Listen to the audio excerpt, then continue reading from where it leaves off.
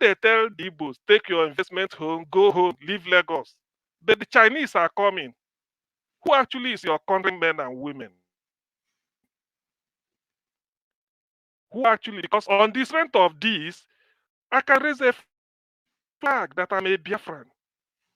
Because if I leave Lagos, a Chinese could be allowed to invest, a Lebanese, a Korean, invest in Lagos, anywhere you like in Nigeria. But an Igbo man will be told to go and only invest in the East. Lebanese are investing in Kano. Nobody tells them to take this thing home. Nobody destroys them. But Igbo man will only tell you, these are the area you have to invest. Invest in the southeast. That is your area. A Lebanese will Lebanon, come to Nigeria, invest anywhere. They have Chaguri and Chaguri. Nobody is telling them to go to their place because they are welcomed. But the people you told, do not raise your flag. You are not a Biafran. We are one Nigeria, indivisible, indissoluble, everything. They take your distance, go and stay. The truth be told, the race that first discovered prosperity and wealth, and they really nurtured it, are the Igbo race. The Igbos first discovered it through their ancestral background, the lineage of Obatala, discovered the prosperity and wealth in terms of the divinity world. And that's the reason why today the race of Igbo people, they're very, very particular, and they have very good expertise when it comes to commerce. They are very distinct all over the world. There is no place in the world that you will go that you won't find an Igbo man. And the same goes with the Jews. There is this mistake that the world usually make. They make this mistake that the Igbos came from the Jews. No, it is the other way around. The truth be told, the first human race that existed was the Igbos before the Jews. And we were all living together at the center of tropical rainforest, which is the heart of the whole thing, the land of expansion. We were all living together as one big happy family before they started moving clockwise. They started moving towards the eastern part of the world where they started settling.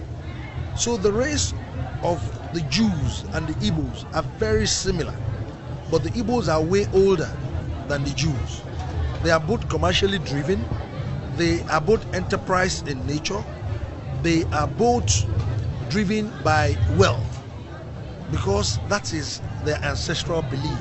That's the race they belong to. In Nigerian economy today and the entire black race, if you don't give honor to the Igbos in terms of commerce and trade, you are just deceiving yourself. So the truth be told, let us go back to our history, where we all came from. Ideally, the Igbos are supposed to join us to celebrate this festival because it belongs to them and the entire human race and the Yoruba race. We are just the custodian because at some point we were all living together here. So let us realize what connects us. What connects us is more important than what brings us, that separates us. This is one of the major things that connects us together. So I want to use this medium of this festival to reach out to them, for them to dig out more facts about their history, the main scholars in Igbo land, to fact find their roots and ascertain the fact that we're all living together as one big happy family. And Igbos, they don't joke with kola nuts, and we use kola nuts to appease the spirit of themselves, the Igbos and the outside. Said Nigeria must remain one. But with what is going on now, do you think that we are one? And at the same time, Tinubu making them the head of the traditional rulers in Nigeria, himself and the Sultan of Sokoto, do you not think they will use their power, against other tribes? See, my brother, what Ooni of Ife has come to say. So far, so good. If you follow the man up or you watch him, even the day of his inauguration, you know that the man always speak in the axis of trying to bring Igbos in to himself, to his side. And I will not forget, last year there was a festival which he said that the festival was not complete. Why? He said the absence of the Igbos, that Igbo is supposed to be in that their traditional festival to make it complete. That the Igbos contributed to the this of Oni development or the existence of the Yorubas in that aspect. You understand? So far so good. Oni, what Oni has said so far, he's speaking in the axis of the politics and the axis of his own interest, because he made the statement I made. He made it before this appointment was given to him, and that is the area that the Igbos are feeling being cheated again.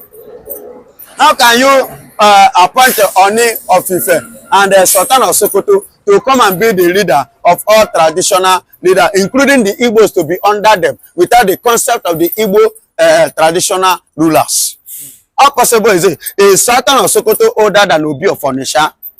No. Is Ooni of Ife older than Obi of Onitsha? No. So why then are they bringing all this? I know why he said it. All this is just a kind of political to calm the nerves of the Igbos down. But with what is happening here currently in the diaspora of Nigeria, both in the north, the Yoruba, especially, you can see it in Lagos now. With this thing now, encourage the Igbos to continue, seeing themselves as one Nigeria. No!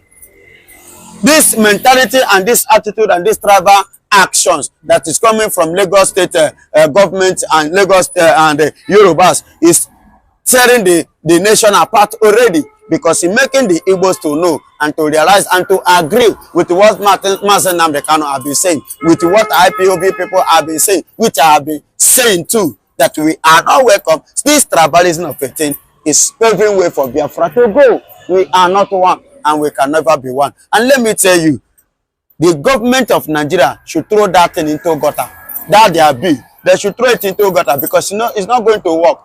What happened to Oba of Benin? Are you trying to tell me that you want to take Sultan of Sokoto first before the Oba of Benin? Where does that happen? So it's not going to work. They should throw it to gutter. It's not going to work, because he cannot.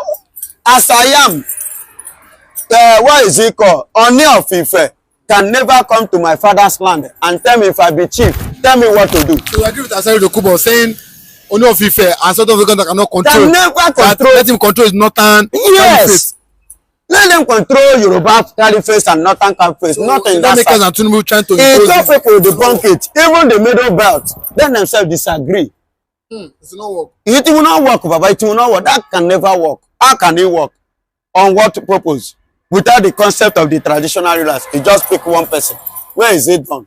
Even among the governors, I believe before the governors used to gather to hold meeting and reach agreement on whom we chairman them. Is that also? So when it comes to this, why is it that you are afraid to seek the concept of the traditional rulers in the diaspora of the federation for them to make their choice? Then you just wake up one day and pick a boy like a Sultan of Sokoto to come and rule, to come and to dictate for Obi of Onitsha or to dictate for Oba of Benin. Does it make sense? And I know that it was political. Bola Ahmed Tinubu is seeking the concept of the North in 2027 so that he can get a vote from there and continue to end in 2031. I know that is why he played the game. And in the angle of the Igbos, he's saying that Igbos have already have the mindset of Biafra, that he may not actually get a quantity or a quantum of vote from that as this. That's why he decided to play it as a game, as a card. He threw it, but that card will not work. You understand? It's better he withdraw it now, because it will stand to play more against him in 2027, regard to what he has already put, the hunger that is already taking over Nigerians. You understand? In addition to this, definitely is standing with one leg come 2027. Definitely they may likely kick him out. It is. Yeah, that is what it is. I'm telling you, honestly speaking, if you use this hand, they will kick him out, because take it or you leave it. In 2027, Northerners have made up their mind. They are giving Bola Ahmed Tinubu their back. They are not going to give him their face. So you better do the right thing. But if you're playing it like this, he will lose woefully. I will tell you the truth, and I will continue to speak. I love what happened, and I love what is going on, and I love what is going to happen again to the Igbo brothers, because Igbo brothers have abandoned their homes. They abandoned their homes and they are developing another man's home. Do you understand? See, many of them you see that is living in duplex in Lagos State. Their father, there is no road. If you go to the east now, there is no road to enter their father's compound. Grasses have covered everywhere. The only time you see them travel to villages when their father or their grandmother die, or their mama die. That is when they will now go and repaint the building or reshaping the building because they want to do burial. Which after the burial, they will abandon everything and return and come back to Lagos and allow rats, lizard, snake, python, scorpion, and different kind of animals to be living in that house. So Akuruno is very, very important. Akuruno. Yes, you are coming to develop another man's place. Lagos was a village. Everywhere, Lagos was a village, but today it has become town. And who are the people that make it what it is today? Igbos are part of the people. But they have abandoned their own side. Now they are now changing. Look at the Charlie Boy bus stop today. They have changed it to Bado bus stop.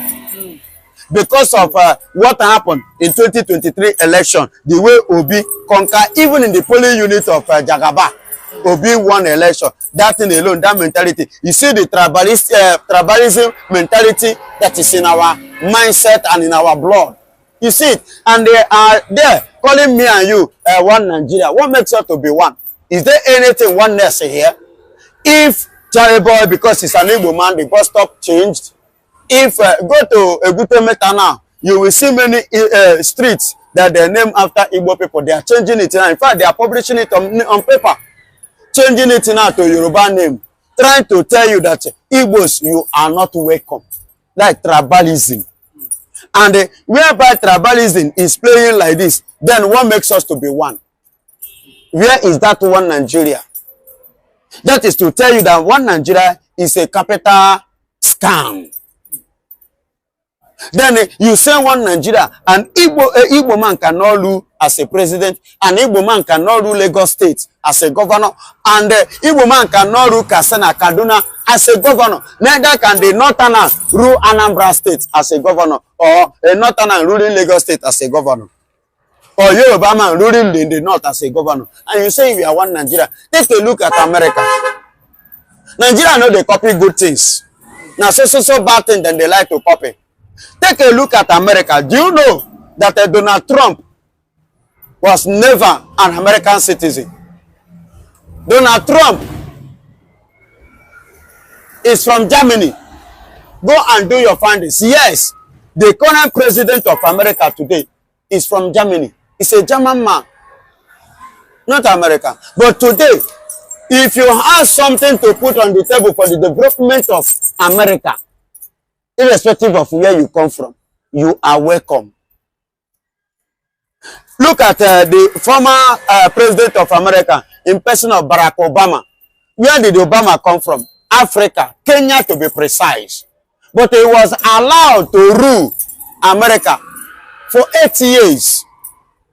Can that happen in Nigeria? And you are claiming to be one. So let us learn and copy good things. Not only to copy bad things which you will use to intimidate and to frustrate the common people in Nigeria.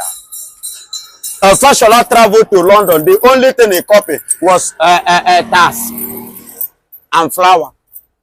But he did not think of how the indigenous, the people living in Lagos State, how are they faring? And that tax you are talking about, how is the London or the British government, how are they using it to favor their citizens? But their own, you don't think that one, but you use it to do what? To extract money from the people and add to your own purse. Selfish interest. That is the kind of thing that Nigerian leaders are copying. They don't copy good things. They forgot that that tax in London was the only source of their income, and they are using it to do what? For development of their place and for the benefit of their citizens. then what have we benefited from Nigeria as a nation, from our leaders? What have they contributed for our own success as a citizen of this country? They don't think that one. See the tribal mentality, structure that the Yorubas are putting on the floor now, on the ground. Then tell me, my beloved, what kind of sense do you think that they are imparting in me now? Is there any sense of belonging in Nigeria? No, that division remains there.